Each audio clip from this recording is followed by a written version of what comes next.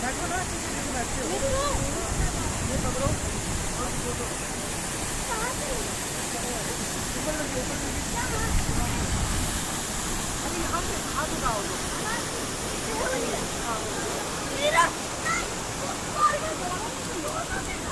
तो